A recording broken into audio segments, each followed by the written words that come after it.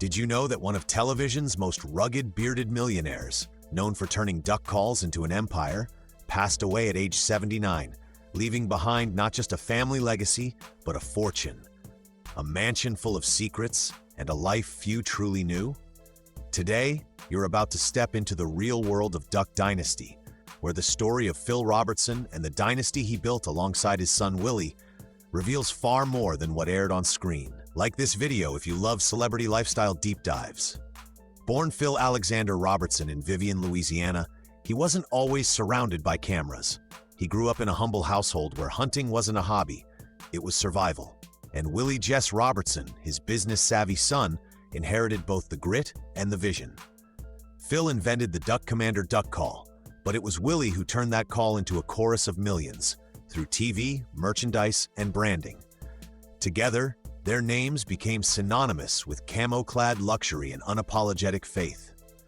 Can you imagine waking up in a $15 million estate with ducks calling in the distance, a private gym downstairs, and a hidden trophy room just behind a sliding bookshelf? As you can see, the marble hallway stretches a full 50 feet, leading to a cathedral-like study lined with old Bibles and family portraits.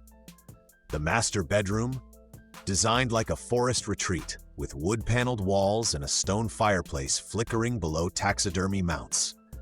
The kitchen features custom wood-carved cabinets and a hand-hammered copper sink, while the pantry's stocked with Miss K's homemade preserves.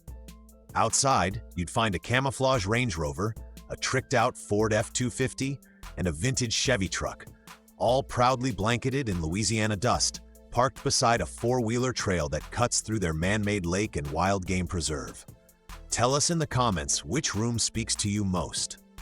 Despite the fame and fortune, Phil's net worth estimated at nearly $20 million, and Willie's surpassing that through book deals, speaking engagements, and Duck Commander merchandise, their lifestyle remained deeply grounded.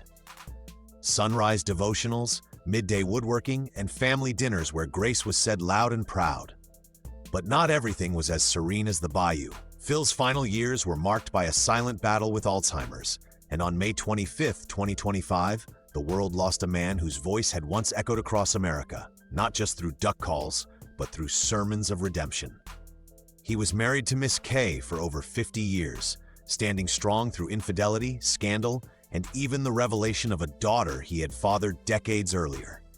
Their four sons, Alan, Jace, Willie, and Jep, carried on his legacy, each with their own spin on faith, fame, and fatherhood. Willie's wing of the estate included modern luxuries, smart controlled lighting, a personal podcast studio, and a walk-in vault for rare hunting memorabilia. He favored flannel button-ups over designer suits, and though his closet held a Rolex or two, he was just as happy in a Bass Pro cap. His luxury purchases included a custom hunting yacht, private land in the Ozarks, and even a rare antique duck call collection worth six figures.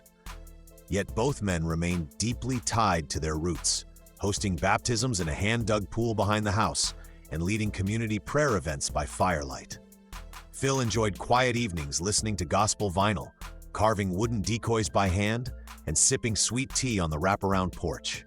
The Robertson story is a tale of resilience, redemption, and redneck royalty. Want more unforgettable lifestyle stories and celebrity home tours? Make sure you subscribe.